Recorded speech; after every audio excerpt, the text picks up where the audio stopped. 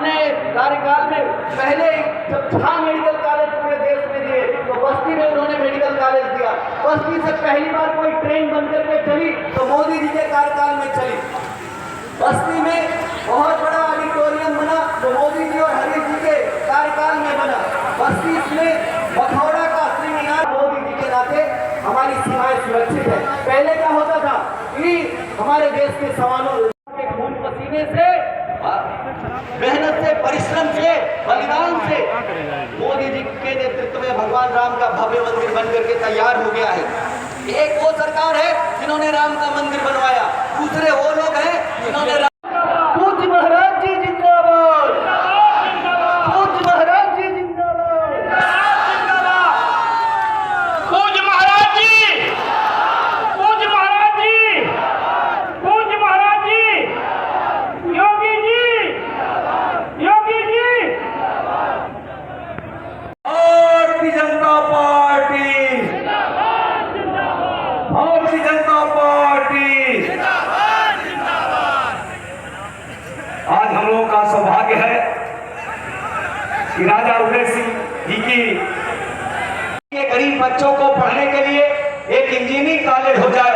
एक engineering college नहीं था, बस मुंडेरवा की शुगर मिल 30 साल पहले बंद हो गई थी।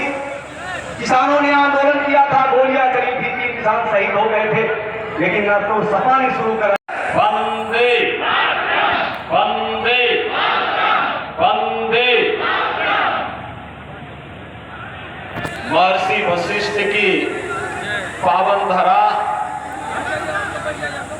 आचार्य रामचंद्र शुक्ल जैसे महान साहित्यकारों ने जिसे अपनी लेखनी के माध्यम से धन्य किया, महाराजा उदय प्रताप सिंह जैसे क्रांतिकारी राजाओं के शौर्य और प्रताप का स्नेह जिस बस्ती को प्राप्त हुआ है, इस बस्ती की पावन धारा को कोटि कोटि नमन करते हुए आप सभी मतदाता समीर सिंह जी, माननीय विधायक श्री लोकेंद्र सिंह जी, आज के इस कार्यक्रम में उपस्थित पूर्व विधायक रवि सोनकर जी, राजकिशोर सिंह जी, राजेंद्र गौड़ जी, अवधेश सिंह जी, नगर पंचायत अध्यक्ष श्रीमती नीलम सिंह राणा जी, जिलाध्यक्ष महिला मोर्चा श्रीमती रोली सिंह जी, राणा नागेश सिंह जी, ब्लॉक प्रमुख अनिल दुबे जी, पूर्व जिलाध्यक्ष श्री सुशील सिंह जी, यशकांत सिंह जी, पवन कसोदन जी, अरविंद पाल जी, बालकृष्ण तिवारी जी, परमानंद सिंह जी, भारतीय जनता पार्टी और सहयोगी दलों के हमारे सभी पदाधिकारीगण, उपस्थित बहनों और भाइयों, 20 मई को आपको मतदान करना है और पूरे देश के अंदर जो हवा है, जो लहर है, लोगों के मन में एक ही नारा गूंज रहा है, एक ही ईश्वर शरत कुछ गूंज रहा है। चारों ओर लोगों के मन में एक ही संकल्प है और वह संकल्प है कि फिर एक बार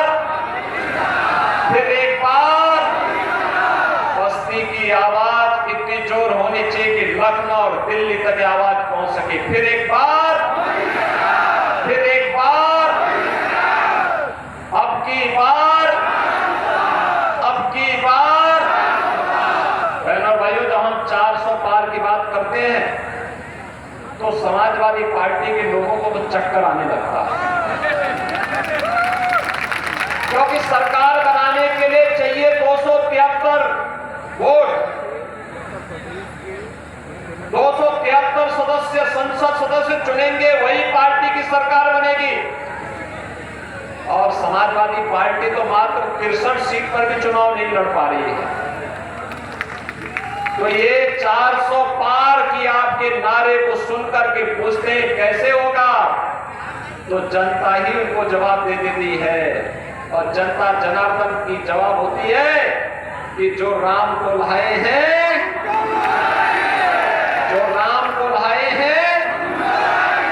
बहनों और भाइयों, वशिष्ठ की धरा है और भगवान राम, भरत, शत्रुघ्न, लक्ष्मण, शत्रुघ्न के लिए यहीं पर उत्कृष्ट यज्ञ मकोड़ा धाम में हुआ था। ये वही धरा है और इसीलिए मैं आज आपका आह्वान करने के लिए आया हूं। पूरा चुनाव अगर आप देखेंगे स्पष्ट ध्रुवीकरण होता हुआ दिखाई देता है। एक और राम भक्त है और दूसरी तरफ रामद्रोही है।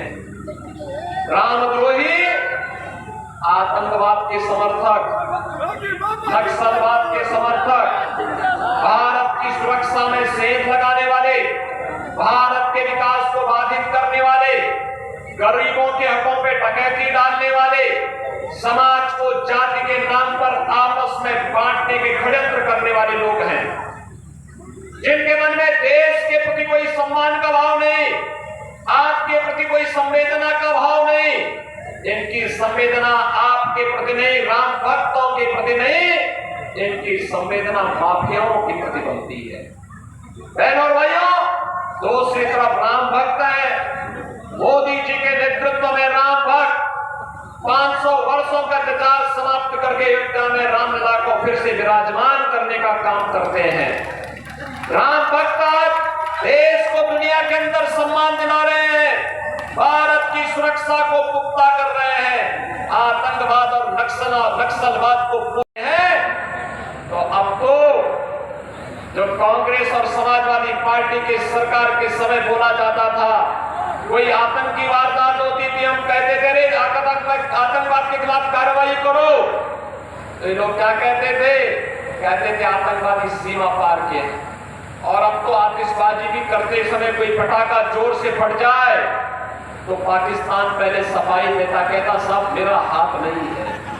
उसे मालूम है ये नया भारत है, छेड़ता नहीं है, लेकिन कोई छेड़ता है तो उसको छोड़ता भी नहीं है।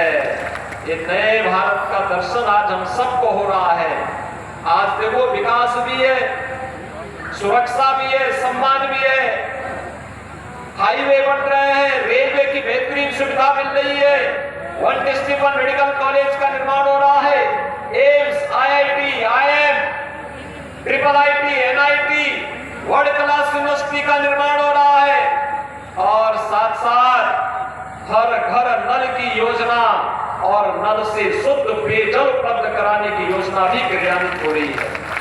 बहनों भाइयों, यही समाजवादी पार्टी की सरकार थी जब मुंडेरवा की चीनी मिल बंद हुई थी। ये भारतीय जनता पार्टी की सरकार आई, हमने यहां पे मुंडेरवा में चीनी मिल चालू करा दी। बहनों और भाइयों, आज आप देख रहे होंगे विकास की प्रक्रिया को तेजी के साथ आगे बढ़ाते हुए।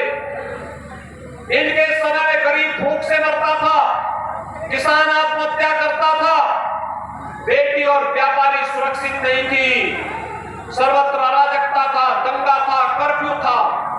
आज भारतीय जनता पार्टी 80 करोड़ लोगों को मोदी जी के नेतृत्व में फ्री में राशन दे रही है। 60 करोड़ लोगों को 5 लाख रुपए का आयुष्मान कार्ड दे रही है। 12 करोड़ किसानों को किसान सम्मान निधि का लाभ, 12 करोड़ घरों में रसोई गैस का सिलेंडर, 12 करोड़ घरों में शौचालय का निर्माण हुआ है। तो 4 करोड़ गरीबों के मकान भी मोदी जी के नेतृत्व में पिछले 10 वर्ष के अंदर बने हैं। और अब तो मोदी जी ने घोषणा की है 70 वर्ष से ऊपर के प्रत्येक बुजुर्ग को प्रतिवर्ष 5 लाख रुपए की स्वास्थ्य की सुविधा उपलब्ध करवाएंगे। बहनों और भाइयों, राशन की सुविधा आगे 5 वर्ष तक प्राप्त होती रहेगी। मोदी जी ने घोषणा की है कि जितने गरीब बचे होंगे उन सबको भी एक मकान अगले 5 वर्ष के अंदर उपलब्ध हो जाएंगे। और इसीलिए आज हम सब आपके पास आए हैं कहने के लिए कि जो देश की आवाज है, गठबंधन जब भी हुआ है ये अनर्थ किया है। याद करिए, जब इन दोनों का गठबंधन था, एक प्रदेश में था, एक केंद्र में था, अयोध्या में राम जन्मभूमि पर आतंकी हमला हुआ था, काशी में संकट मोचन मंदिर पर हमला हुआ था, लखनऊ, अयोध्या और वाराणसी की कचहरियों पर हमला हुआ था। अखिलेश यादव मुख्यमंत्री बने तो सबसे पहला काम इसने किया अयोध्या में राम जन्मभूमि पर हमला करने वाले आतंकवादियों के मुकदमों को वापस लेने का कुत्सित प्रयास किया था। और तो हम धन्यवाद देंगे न्यायपालिका को। न्यायपालिका ने कहा नहीं, ऐसा नहीं होगा। ये आतंकवादी देश की सुरक्षा के लिए, जनता जनार्दन की सुरक्षा के लिए खतरा है, इनको नहीं छोड़ा जा सकता। बहनों और भाइयों, ये आतंकवादियों के समर्थक हैं। आपने देखा होगा, एक तरफ राम भक्तों पर गोली चलाते हैं और दूसरी तरफ आतंकवादियों के मुकदमों को वापस लेते हैं। कोई गरीब जब आत्महत्या करता था, भूख से मरता था, इनकी संवेदना नहीं थी। किसान आत्महत्या करता था, इनकी संवेदना नहीं होती थी। लेकिन अभी एक माफिया मरा है, उस माफिया के लिए मातम मनाने के लिए समाजवादी पार्टी के लोग गए थे। बहनों और भाइयों, अभी इनकी मंशा अच्छी नहीं है। मैं तो आपसे कहने के लिए आया हूं आज, और वह कहने के लिए आया हूं कि कांग्रेस और समाजवादी पार्टी का जो अनर्थकारी गठबंधन है, यह गठबंधन अब भारत की सुरक्षा पे सेंध लगाने के साथ साथ आपकी प्रॉपर्टी पर भी सेंध लगाने की तैयारी कर चुका है। याद करिए, इन्होंने कहा है कि सत्ता में आएंगे, सबसे पहला काम अनुसूचित जाति और पिछड़ी जाति के आरक्षण को हिस्सा काट करके ये मुसलमानों को देने वाले हैं। क्या आप इसको सहमत हैं क्या? इससे क्या आप इससे सहमत होंगे क्या? अरे बाबा साहब भीमराव अम्बेडकर ने कहा था कि धार्मिक आधार पर आरक्षण नहीं हो सकता है। और दूसरा कार्य, इनके द्वारा विरासत टैक्स की बात की जा रही है। ये विरासत टैक्स इतना खतरनाक है, आपके बाप दादों की, आपके पूर्वजों की जो संपत्ति होगी, उनमें से आधा समाजवादी पार्टी और कांग्रेस के लोग ले लेंगे और फिर इसका बंदर बांट करेंगे। क्या आप इसको स्वीकार करेंगे क्या? आपके पूर्वजों की संपत्ति को कोई कब्जा कर लेगा, क्या आप इसको स्वीकार करेंगे क्या? ये तो लगता है इनके अंदर औरंगजेब की आत्मा घुस गई है। औरंगजेब मुगलों का सबसे क्रूर बादशाह था। बहनों और भाइयों, इतना क्रूर था कि उसने अपने भाई की हत्या की, अपने पिता को कैद कर दिया। उसका पिता शाहजहां एक एक बूंद पानी के लिए तरस करके, तड़प करके मर गया था। उसने अपनी जीवनी में लिखी है, और किसी को पढ़ना है, पटना की खुदा वक्त लाइब्रेरी में जाकर के पढ़े। शाहजहां कहता है कि औरंगजेब जैसा कमबख्त पुत्र किसी को पैदा न हो, जिसने जीते जी मुझे पानी के लिए तरसाया है। उसने कहा था इससे अच्छा तो वो हिंदू है जो अपने बुजुर्गों को, बड़े बुजुर्गों को सम्मान करता है और मरने के बाद श्राद्ध और तर्पण करके अपने पितरों को जल देने का काम करता है। बहनों और भाइयों, औरंगजेब ने जजिया कर लगाया था, हिंदुओं के लिए कहा था या तो जजिया कर दो या मुसलमान बनो। लेकिन बहनों और भाइयों, ये जो विरासत टैक्स है कांग्रेस का, ये हिंदुओं पर औरंगजेब का जजिया करे। हमें जजिया कर नहीं स्वीकार करना है, नहीं करना है। और हमने तय किया है भारतीय जनता पार्टी इसके खिलाफ लड़ेगी, और इसका लड़ाई का मंत्र तो आपके पास है, एक वोट। आपका एक वोट इनके मंसूबों पर पानी फेर देगा, इनकी राष्ट्र विरोधी और आतंकवादी पोषक गतिविधियों को पूरी तरह समाप्त कर देगा। और इसीलिए आज मैं बस्ती की जनता जनार्दन से अपील करने के लिए आया हूं। बहनों और भाइयों, कोई सोचता था बस्ती में इतनी सुविधाएं होंगी, अब तो बस्ती नगर के अंदर भी 4 लेन की सड़कें हम बना रहे हैं। बस्ती के अंदर भी हम कनेक्टिविटी बेहतर कर रहे हैं। बस्ती के लिए तो दोनों हाथों में लट्टू है, इधर गोरखपुर का एयरपोर्ट, इधर अयोध्या का एयरपोर्ट, उधर एम्स और यहाँ मेडिकल कॉलेज। सिद्धार्थ नगर में माधव बाबू के नाम पर मेडिकल कॉलेज, यहाँ महर्षि वशिष्ठ के नाम पे मेडिकल कॉलेज, यहाँ पे मुंडेरवा चीनी मिल भी चल रही है। और अन्य विकास के कार्य को तेजी के साथ आगे बढ़ाने के लिए अटल आवासीय विद्यालय भी भारतीय जनता पार्टी आप सबको दे रही है, जिसमें अनाथ और श्रमिकों के बच्चों को पढ़ाया जा रहा है। और इसीलिए मैं आपसे कहने के लिए आया हूं, भारतीय जनता पार्टी ने अपने लोकप्रिय सांसद हरीश द्विवेदी को फिर से अपना प्रत्याशी बनाकर के आपके बीच उतारा। हरीश द्विवेदी चुनाव जीत के जाएंगे, चुनाव जिता करके भेजेंगे हरीश द्विवेदी को। दोनों हाथ